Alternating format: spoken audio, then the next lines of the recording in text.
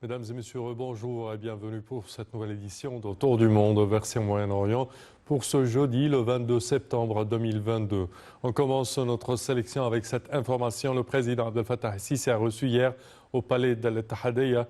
Le président Abdel Fattah el-Sisi a déclaré que le changement climatique reste le défi existentiel le plus grave auquel notre planète est confrontée et que ses répercussions s'aggravent jour après jour.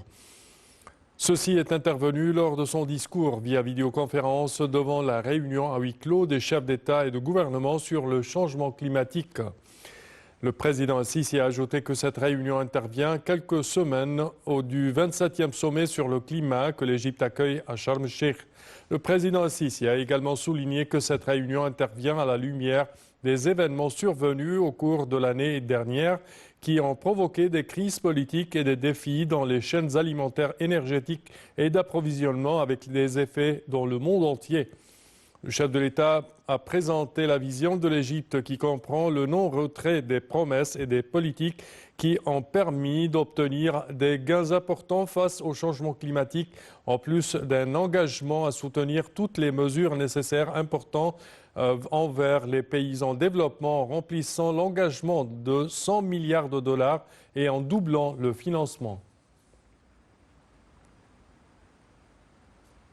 Et le chef de l'État a reçu hier au palais d'Al-Ittihadiyya, le palais présidentiel d'Al-Ittihadiyya, les ministres arabes des médias. Au cours de cette réunion, il a souligné que l'Égypte croit en l'importance du rôle stratégique des médias dans le soutien des efforts des pays pour parvenir à la stabilité et au développement en abordant les questions nationales et en approfondissant la sensibilisation parmi les peuples. Et pour plus de détails, voici un compte-rendu. Le président Abdel Fattah el-Sisi a reçu mercredi au palais d'Al-Ittihadiyya le ministre arabe des médias. Au cours de cette réunion, le chef de l'État a souligné que l'Égypte croit en l'importance du rôle stratégique des médias dans le soutien des efforts des pays pour parvenir à la stabilité et au développement, en abordant les questions nationales et en approfondissant la sensibilisation parmi les peuples. Le président el-Sisi a également mentionné l'unité des préoccupations et des défis communs auxquels le monde arabe est confronté, ce qui appelle les médias arabes à parler la même langue pour faire face à ces défis, ainsi qu'à soulever diverses questions de manière profonde et objective et étayée par des faits afin de construire un esprit collectif réaliste et correct et une conscience arabe. Et Sisi a ajouté que la parole des médias est une grande confiance et responsabilité devant les peuples. En ce qui concerne la lutte contre l'idéologie extrémiste, les discours de haine et l'incitation à l'encontre de divers peuples arabes, le président el-Sisi a déclaré que la démolition n'a pas été et ne sera pas un message civilisé et que les valeurs religieuses ne sont pas construites sur les ruines de la destruction, car le message de la religion est la construction, la reconstruction, la paix et le développement, ce qui ne peut être réalisé qu'en assurant la sécurité et la stabilité politique et morale du peuple dans le cadre d'un domaine civil sûr.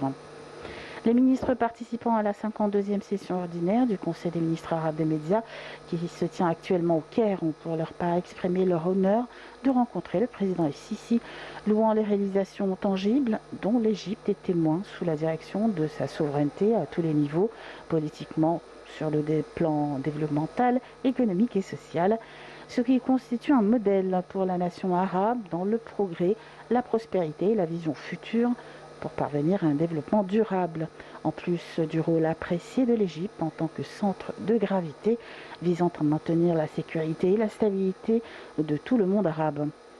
La réunion a également été marquée par un dialogue ouvert avec le président el-Sisi qui a porté sur les sujets les plus importants soulevés lors de la réunion du Conseil des ministres arabes des médias, notamment en ce qui concerne la sensibilisation des générations futures aux médias, ainsi que le rôle vital des médias à soutenir la sécurité nationale arabe et le renforcement des institutions, ainsi que la consolidation des liens fraternels entre le monde arabe.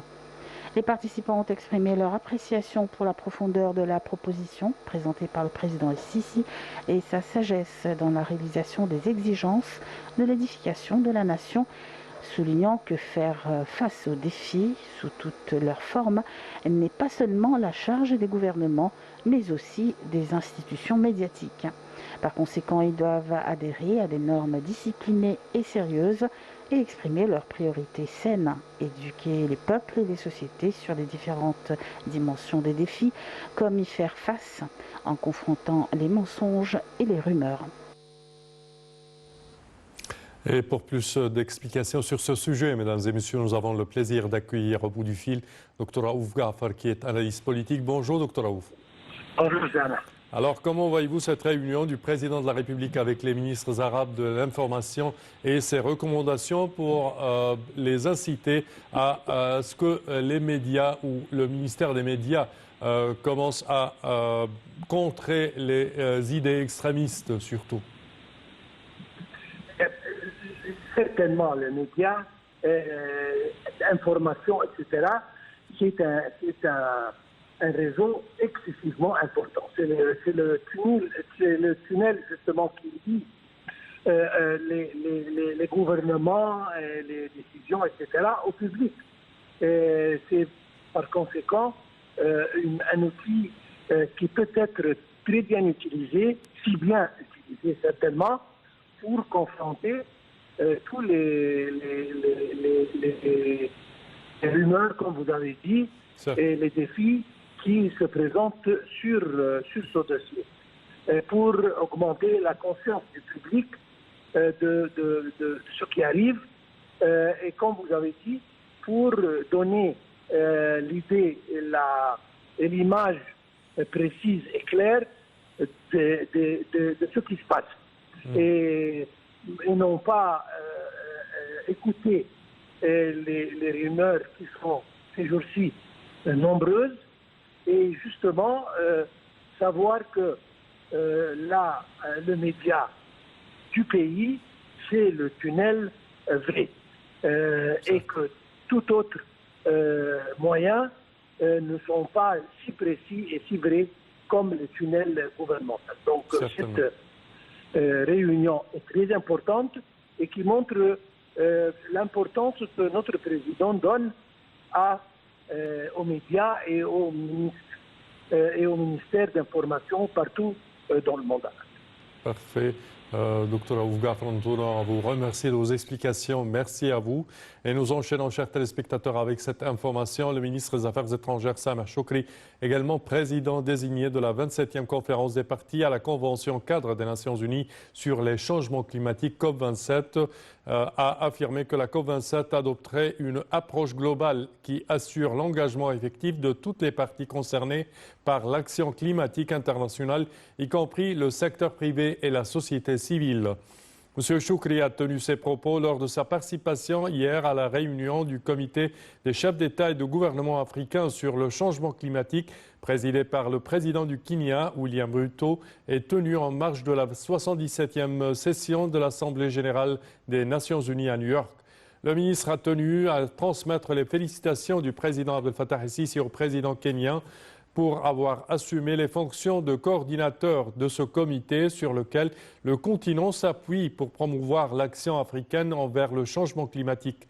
Il a également passé en revue les bases sur lesquelles repose la vision de la présidence égyptienne de la COP27, notant que la conférence se tiendrait en Afrique, ce qui exige qu'elle œuvre à répondre aux préoccupations africaines dans le domaine du climat, y compris la mise en œuvre des engagements climatiques promis et une transition équitable vers une économie verte, ainsi que l'adaptation du changement climatique, l'adaptation au changement climatique et la lutte contre les pertes et dommages qui en résultent, ainsi que la fourniture d'un financement climatique approprié aux pays en développement.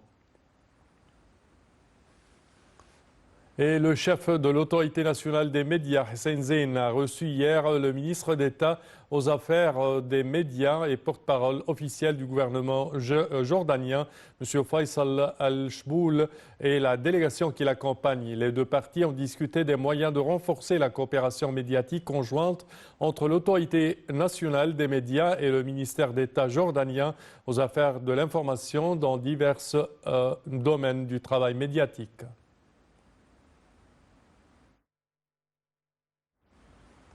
Et à présent, nous interrompons pour l'appel à la prière.